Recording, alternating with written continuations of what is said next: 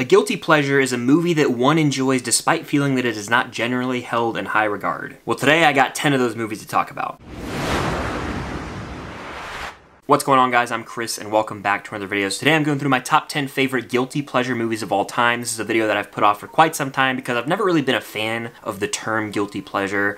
At the end of the day, I like these movies, but I guess I have to take a step back and go, even though I like these movies, a lot of people out there might not. They're not held in high regard, so they're still, by definition, guilty pleasure movies to me, even though I don't feel guilty about it. Before I get into my list, though, be sure to hit that like button, comment down below your favorite guilty pleasure movies, subscribe and to that notification bell to help reach my goal of 85,000 subscribers here on the channel, and check out the Unusual Couple podcast link down below with myself and my girlfriend Cam for weekly podcast episodes over there. Alright, so coming in at number 10 is Jurassic Park 3. When I go and look at people's Jurassic Park rankings, this is typically near the bottom, and a lot of people fully dismiss this as the worst Jurassic movie. I've never been in that camp. I never really got the overwhelming amount of hate for this movie. Is it perfect? Far from it. It's about an hour and a half and it's got its flaws, don't get me wrong. The movie still manages to deliver a fun Jurassic adventure. I think what it gets right when you compare it to the second film, Lost World, is it brings back Sam Neill as Dr. Alan Grant. He was the main character of the first Jurassic Park and the one that I care about the most. So seeing him come back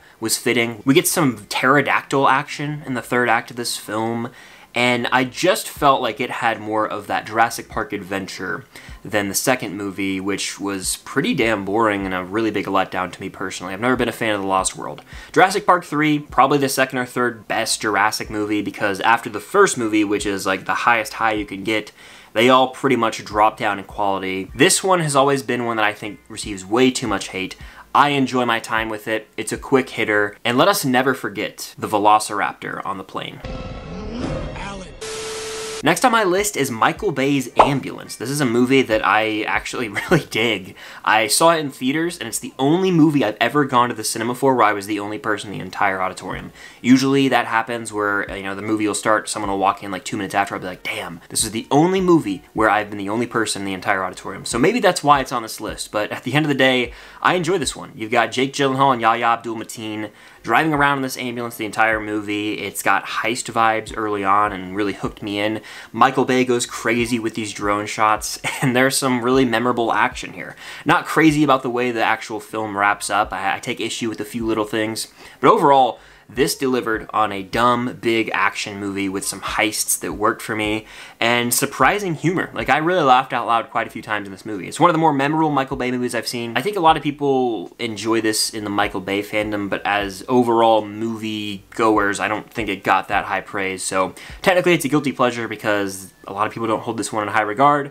I myself get a kick out of it every time I've seen it. Number 8 on my list is She's the Man, starring Amanda Bynes and Channing Tatum. This is a hilarious movie. It's a rom-com in a way. It's sort of a chick flick, if you will. Amanda Bynes' character goes undercover as a boy to play soccer. It's got its wacky moments. Not all the humor lands, but there's this heartwarming story at the end of the day, and it's super funny. Like, Amanda Bynes was on a roll in the early 2000s. Channing Tatum got his charisma and charm in this film, and it works. Actually a pretty clever setup, and it's one of those like 2000s movies that just hits with a banger of a soundtrack. Dirty Little Secret by the All-American Rejects is on the soundtrack, and it's got those 2000s bangers. So this movie is like taking a trip back in time to the early 2000s, and I appreciate it for that. I think it's rotten on Rotten Tomatoes. Not a lot of people really talk about this movie. It's a guilty pleasure for me. I always enjoy this whenever I go back and revisit it. Number 7 on my list is the Santa Claus 3 Escape Clause. I think this is far and away the worst Santa Claus movie. A lot of people,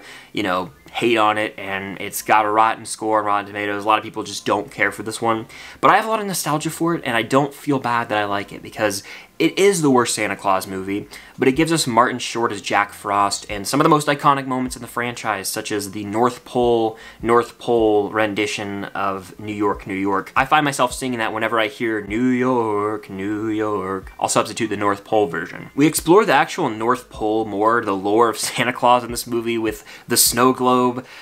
We get more of Scott Calvin's family, and I feel like this movie really paints him in a bad light at times, and then he, by the end of the movie, realizes, oh, I'm taking my job as Santa a little too serious. I need to focus on my family more. So it has a heartwarming holiday season message that I feel like can hit with a lot of people. So I never got why this one was so panned. Like, clearly its target audience is kids, and it's also a Santa Claus movie, It's heartwarming, it's got the holiday magic and fun. It is not as good as the other two, but I don't think it's an outright awful movie. It is my least favorite. I think I still am positive on the movie overall, but I don't feel bad that I enjoy this one. I always get a smile on my face when I watch the whole trilogy during the Christmas season. Number 6 on my list, I'm cheating. It's an entire franchise, the Final Destination franchise. You'll see this happen again later in the video. It's my video, my rules. Now, I want to say up front, the first Final Destination movie is a great horror movie with a unique premise of you can't escape death, and this dude has a premonition of this plane blowing up, and then he gets off the plane and it blows up, and oh my gosh, what's next? Basically, everyone who got off the plane with him was supposed to die, but now death's going to be coming for them and they can't escape it. It's a terrifying premise, and one of those horror movies that really makes me feel super like uneasy after I watch it. It'll really mess with my mind. Now, once you get past the first movie, they can start to get a little questionable, specifically the fourth film, which is outright bad, but I just enjoy the franchise as a whole. I don't think these are critically acclaimed horror films, and when I go look at like best horror movies of all time, they're not in the conversation. I honestly think that there's an argument for it being one of the more solid horror franchises out there. They have a formula that works, but by the fifth film, it sort of comes full circle in a mind-blowing way, and I was like, oh my gosh, what a great way to sort of end this franchise. I think we're getting a sixth Final Destination at some point, but I know all the sequels are poorly reviewed. I think the first one also doesn't have great reviews either, so not a lot of people really hold this franchise in high regard, kind of referring back to the definition of guilty pleasure, but I do. It's one of my favorite horror franchises to revisit, especially the first three and the fifth. 4 is bad. They go in on the 3D, so objects will be flying at the screen, and it's like so obvious. It's a product of that 3D era, which is just cringe, honestly. But the Final Destination franchise, guilty pleasure horror franchise for me. Getting into my top 5, I've got 17 again. This is a movie that's rotten on Rotten Tomatoes, and a lot of people just don't like, I guess. I don't know how that's possible. This is during the High School Musical era, but it's Zac Efron in a PG-13 comedy movie. The setup of the movie is so cool. You've got Matthew Perry, who ends up going back to his high school body and going back through high school. It's got Back to the Future vibes at times, but it's really just a funny movie. Like, Zac Efron, charming and charismatic guy, as we all know from his run in the High School Musical films, and he brings that to light here in a more mature movie. It's definitely got those 13 going on 30 vibes, the big vibes, like it's a trope we've seen before, but the movie's hilarious. I find myself laughing out loud multiple times. It's a clever premise, and it warms my heart by the end. Like, it's just one of those feel-good movies to me. Never understood the hate this one got. Rotten on Rotten Tomatoes, I'm gonna have to disagree with that strongly. I actually really like 17 again. At number 4 on my list, I've got Footloose 2011. This is the remake. A lot of purists are like, oh, you can't watch that movie, it stinks, only the original. Well, this version of the movie rules. You've got Miles Teller in a main supporting role in the film, and he is hilarious. But Dennis Quaid is in the movie. It's got a really solid cast all around. I don't know the actor who plays Red McCormick off the top of my head, but he's got the Boston accent. Julianne Hough is in the film, and she gets to dance her heart out in this movie. She kills it. But this is one of those movies that I watch with my girlfriend Cam all the time. It's one of her favorite movies, and I remember watching it years ago and being like, that was pretty solid, but then the more I watch it, it's like, this is one of those rotational movies for me. Like, everyone has those movies where if you just want to be entertained for like 2 hours and you know you're going to feel good, you know what you're getting into, it's one of those movies. Is it perfect? I don't think so, but it is a very entertaining movie with a great soundtrack, awesome dance numbers. The plot can get a little ridiculous at times, but the plot of Footloose is pretty crazy in general. It's a feel-good movie, and a lot of guilty pleasures for me make me feel good. They are movies that elicit positive emotions for me, make me happy, take me to a happy place. I associate this movie with watching it with my girlfriend. It's a guilty pleasure for me. Give me Miles Teller dancing any day of the week. And my favorite line in this movie is a reference to my favorite sports team, the Georgia Bulldogs. I don't wear orange, man, because I'm not a Tennessee fan, all right? I'm a Georgia Bulldog. Go Dogs! At number 3 on my list, we've got Star Wars Episode II, Attack of the Clones. I thought about putting the whole prequel trilogy, but I legitimately think Phantom Menace and Revenge of the Sith are really good movies. Attack of the Clones, I think you can pinpoint more of the flaws with the movie, but I still love it, and I don't really feel bad for saying that. As a kid, this was awesome. You got the Battle of Geonosis with the Jedi and the droid army, and then you've got Yoda pulling up, around the survivors, a perimeter create. And then the whole clone army pulls up. You've got the final showdown with Dooku, Anakin, and Obi-Wan.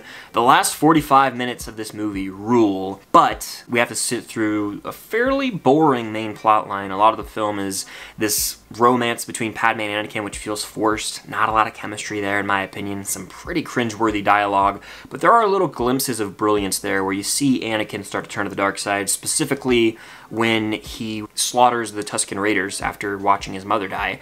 Also, the whole Detective Obi-Wan storyline where he's going to Kamino and figuring out more about the clone army, and him and Jango Fett's battle, you know, in the asteroid field. That stuff is awesome. So the movie has its highlight moments. I think it's really bogged down by this political talk, which a lot of the prequel trilogy really is, you know, and I don't think it's necessary, but the movie definitely has its highlight moments, and people are, I think, way too harsh on this one. Give me Attack of the Clones over Last Jedi and Rise of Skywalker any day of the week. It's not even close. There's a massive gap between those. This still has Obi-Wan Kenobi, Anakin Skywalker. We see their camaraderie 10 years after the Phantom Menace, and the Clone Wars enhances this movie for me as well, so I never got the overwhelming hate. I think it's far and away the worst prequel, and it has its issues, but it's not a terrible movie like so many people make it out to be. I see a lot of people have this as the bottom Star Wars movie. On what world is this worse than The Last Jedi and The Rise of Skywalker? This is way better than those, and I know people hate on this one. Don't care. Guilty pleasure. My runner-up is the Saw franchise. Now, I think the first Saw legitimately great, and one of, if not my favorite horror films ever made. It's got amazing reveals, the suspense is real, and it's terrifying at times. Then you roll into Saw 2 and 3, which rounds out like the Saw trilogy. They're step downs, but still solid watches. Then you get into 4, 5, 6, 7, Jigsaw, and then I guess Spiral, which I do enjoy. But the back half of like the 4, 5, 6, 7, indefensibly bad movies. Like, there's not really a compelling plot or characters. A lot of the film are these really gruesome, gory, bloody traps that make you wince as a viewer, but they always come around in the end with these reveal moments. When you hear the Hello Zep music, dun-dun-dun, dun-dun-dun, dun-dun-dun-dun, you get these big reveals that either retcon something in the franchise or try and blow your mind, and sometimes they hit, sometimes they don't. But regardless, watching a Saw movie, especially with the Pretty Much It commentary track, shout out Eric from Pretty Much It, those enhance the viewing experience so much, and it becomes this game of like, what thing are they going to retcon next? What character are they going to add into the scene? It's always a fun game to see what's going on here. The traps themselves, I don't derive enjoyment from watching them.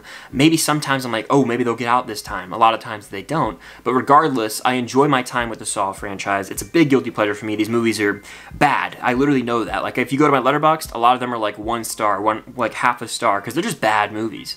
But I enjoy watching them. So I have to separate personal enjoyment with the film with, is the movie actually good? And I do that with the Saw franchise. There's a fine line there. And a lot of these movies are outright bad. I'm not going to sugarcoat it, but I still get a kick out of watching the franchise because of how insane they can get. Pumped for Saw X. It's my most anticipated movie for the rest of the year. Can't wait. But my number one guilty pleasure movie, a movie that baffles me, is rotten on Rotten Tomatoes. National Treasure.